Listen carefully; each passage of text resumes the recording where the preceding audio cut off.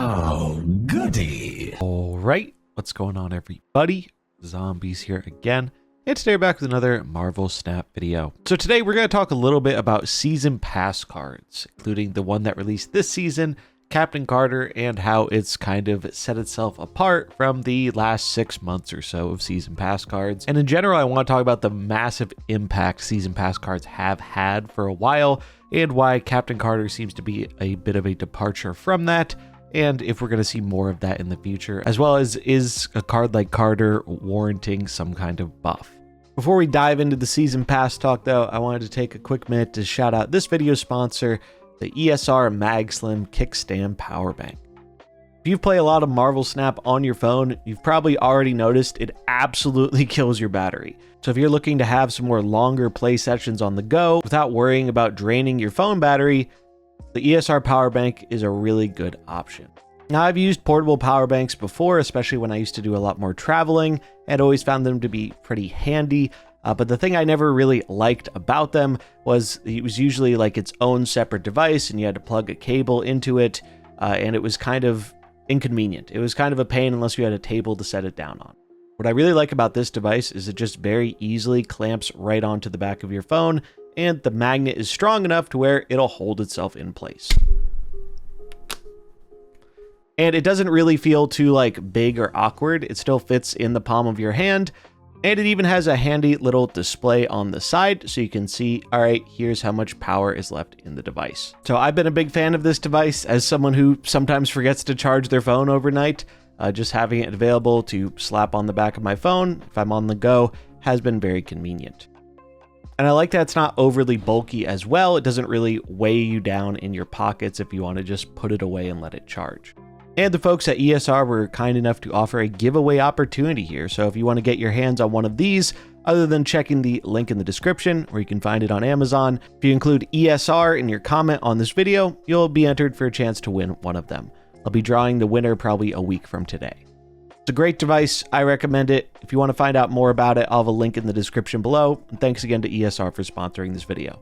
So something that circulates a lot in the Marvel Snap community is, hey, you know, the season passes, they're always overpowered. And there are a lot of times the season pass cards have been overpowered, particularly in the last 6 months. But if you look at the larger scheme of things, it's generally about 50-50-ish over the long-term length of the game. But more recently, that has changed a lot. We basically went from having passes that were more niche and sometimes missed the mark on release, like Symbiote Spider-Man, or how Dakin wasn't really a super played card for a long time, to ones that became archetype and metagame defining. In the 6 months leading up to the current What If season, 5 out of the 6 season pass cards have been nerfed, and rightfully so. And even with those nerfs, most of them are still a pretty active part of the metagame. So we have Agent Venom, who completely took over the game when he released as a 2/4 that set all of the stats of your cards in deck to 4. Then we went into Surtur, who Surtur just really pushed this style of big guys get a free scar that they tried to preserve for a while, but eventually realized that wasn't a design worth keeping around. It was just too strong and too hard to balance. Galacta, who recently had a point shaved off of her, but is still kind of the mid-range queen of buffs. Iron Patriot, who had 1 cost shaved off of him, but before that was probably the most played 2-drop in the game.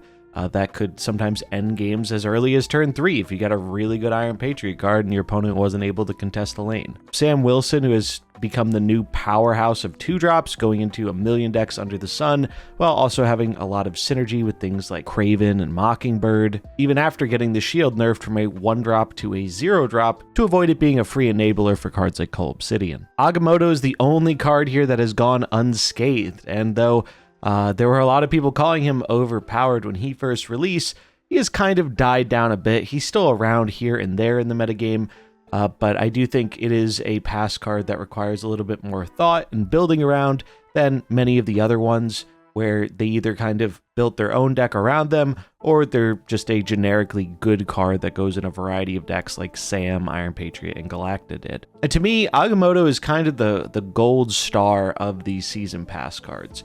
He did something strong, but most importantly, he did something unique that felt different. and he kind of made a new archetype revolve around him, but not one that was so oppressive it completely took over the game. And now we can see, just 1 month later, with no nerfs to the card, it's not nearly as popular as it was before. And in general, I think that's what Season Pass cards should be. I think when possible, they should be something that gives you like a new thing to focus on and build around. And with the upcoming changes to the acquisition system, I think it is going to usher in a time where they can feel better about making Season Pass cards these type of cards. Because right now, if you're someone who buys the pass, that's great. It's the best value in the game. But if you're a free-to-play player, the passes can be a bit prohibitively expensive, because it's not uncommon for pass cards to not show up in Spotlight caches for 6 months, 8 months after they come out, if not longer.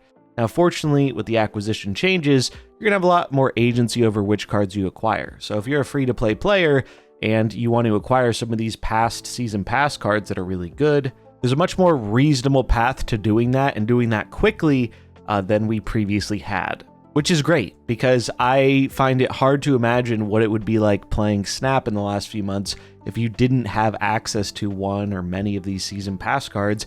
It really felt like you were playing at a disadvantage. And I do think that is something that is worth curving a bit. One of the things I really don't love about some of these super strong Season Pass cards is that they are generically good cards. At least with Agent Venom and Surtur, there was a little bit more build around condition, so you couldn't just jam Surtur in any single deck. You couldn't jam Agent Venom into any single deck, although pre-nerf, you didn't have to make as many concessions, but they recognized that when nerfing the card that, all right, yeah, putting things to 4, you don't have as much of a trade-off. If we bump it down to 3, then there are some more deck building considerations.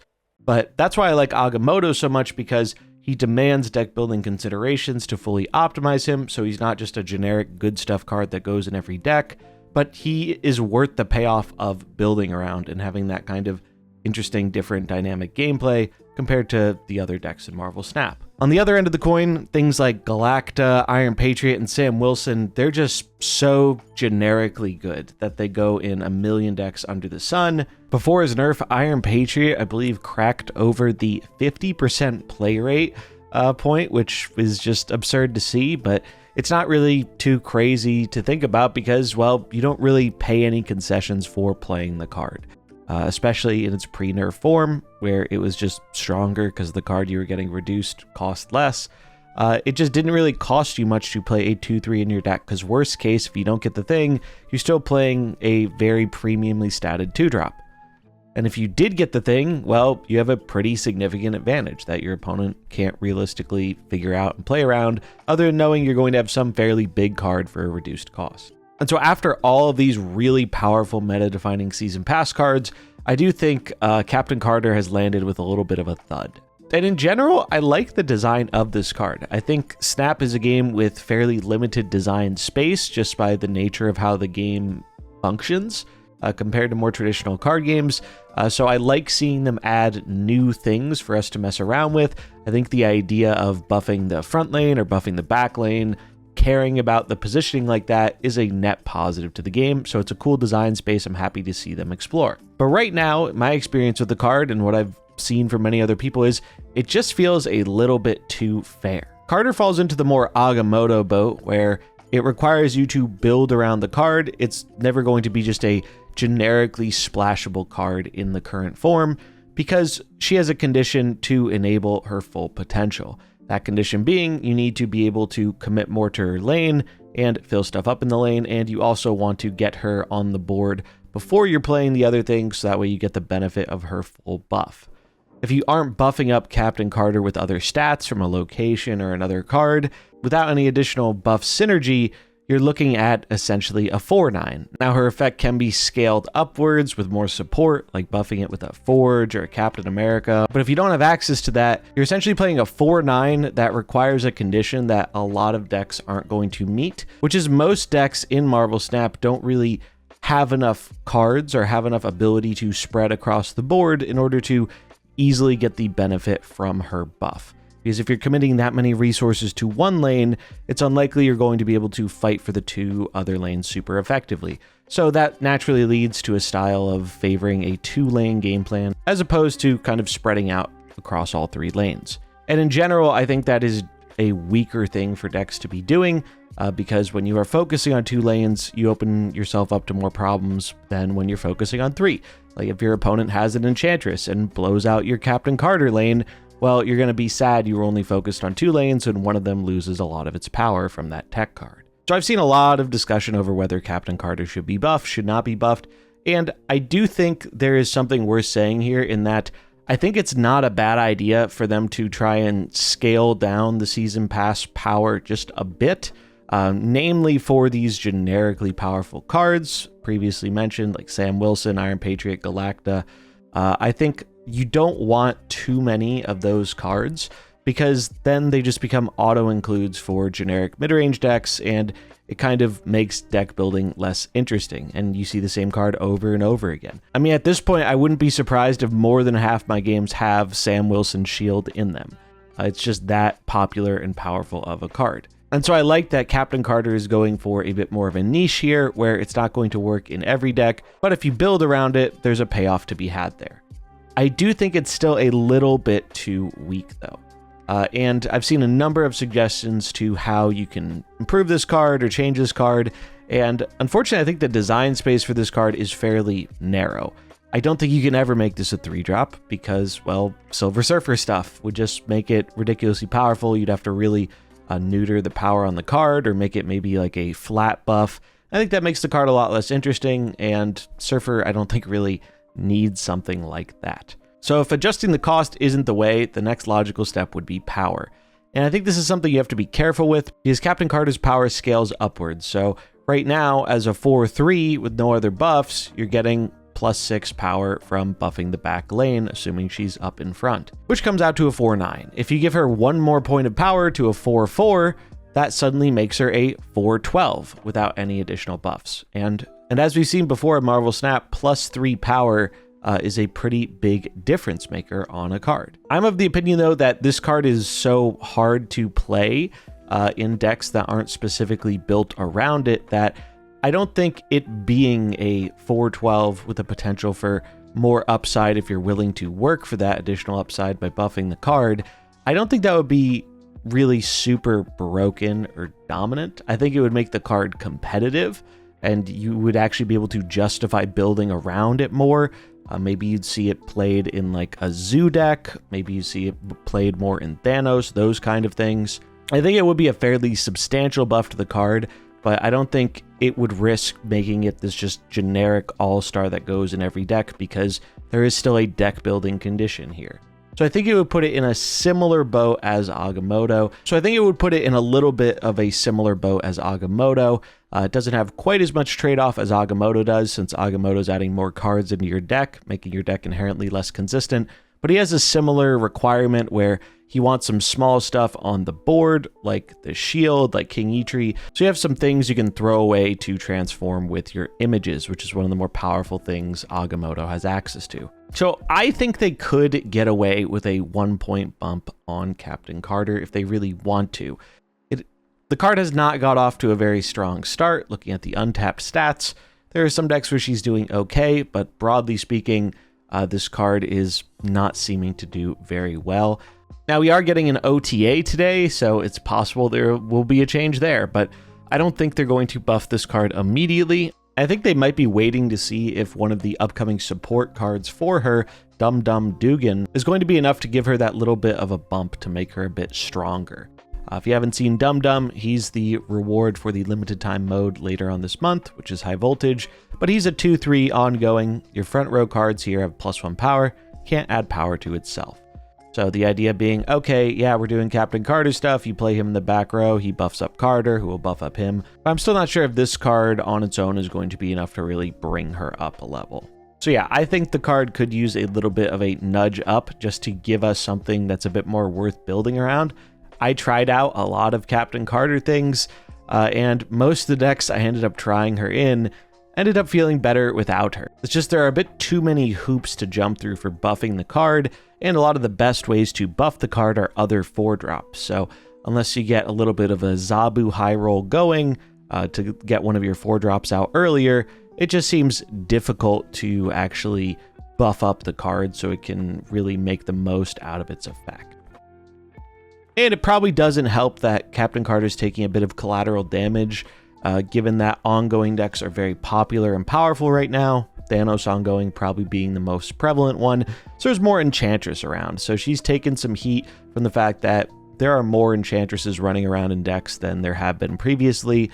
So when you actually do put in that work to commit to a lane, and maybe you even are able to buff up Captain Carter, you do get kind of blown out by Enchantress, which is rough, but I mean, that's not super unique to her. That's just a thing that happens with ongoings if you're not packing something like Cosmo. But yeah, in general, I think it's okay for them to aim a little bit lower on the season pass, but I think with Carter, they played it a little bit too safe, and they could probably afford to try and make her a little bit stronger, just so she feels like more of a justified build-around type of card. But I do like the departure from the recent norm of not making these so overpowered season pass cards that they are just defining the metagame from day one, or that they are the generically best cards in slot for a plethora of decks. I think the more we move away from that and the more we move towards cards that are strong but require a significant build around so they don't just go into every deck, I think that makes for just better gameplay overall. And looking at the data mines, I think we can see that some of the upcoming cards are going to fall in a bit of a similar boat here. Like Esme Cuckoo is a good example. 3/4 on reveal, copy a card from your deck into your hand, sets cost to 3 and power to 4. So this does kind of a Agent Venom-esque thing where it says, hey, you're going to be able to put these specific values on a card, so you're going to want to build your deck in a way to really maximize that. You're going to want to be jamming in your Gores and your Iron Men and stuff like that, and you're probably not going to want to play a lot of lower cost cards because that wouldn't be very good with SMA. And then we have Merlin, who I think falls a little bit more into the Iron Patriot, Sam Wilson type of camp, where he's a 2/3. 2/3s with powerful effects generally are pretty good. But one thing I do like about Morgan, as opposed to the other two cards, is he requires additional investment to get value out of. So yeah, you're playing a 2/3, but you are also going to have to pay the cost of his incantations. So Polymorph, Once and Future, and Omniversal Presence, all of these cost 1. They do some interesting stuff, ranging from giving Merlin extra power, changing the location, putting a card back into your deck in order to gain +2 energy next turn, or transforming one of your lowest power cards into one that costs 2 more. But what I like about this is this does also require a bit more build around. You're not going to get much value out of shuffling something into your deck to get that +2 energy if you don't have a small thing to throw away for that cost. And a similar thing can be applied to Polymorph, where you're probably going to want to have some lower cost things to transform and trade up to. So in general, I think it's good that they are trying to reel in the Season Pass a bit. I think it's good for the Season Pass to be a strong, impactful card, and I think it'll feel better under the new acquisition system when free-to-play players don't feel like they have to wait like the better part of a year to actually have access to them if they don't have tokens available, which is pretty common under the current system. But I'd really like to see them continue to push for more unique build-around stuff, because I think that's just what makes Snap a more interesting and dynamic game, and leads to more variety in the different types of decks people end up playing, which is usually healthy for the metagame and enjoyed by the player base. But I do think Captain Carter could probably do with an additional point. I wouldn't be surprised to see it happen before the end of the month.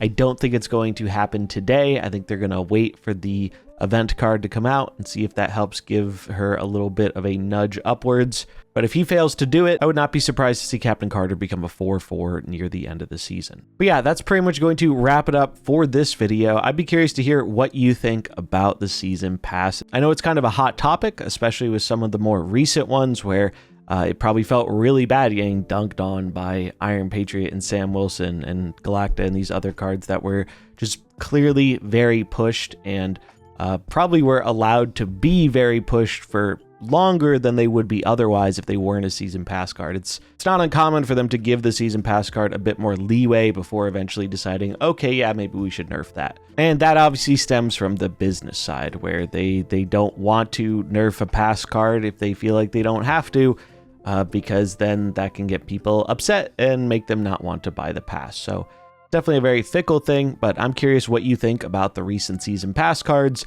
Do you prefer they land on the side of being a bit stronger?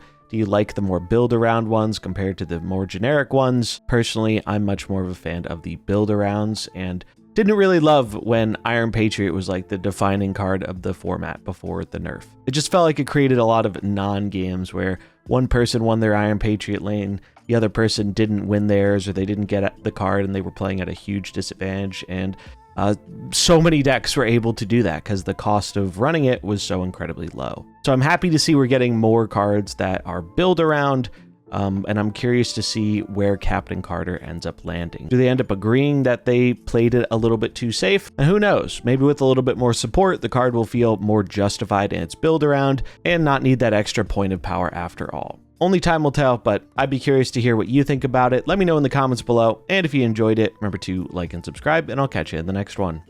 Peace.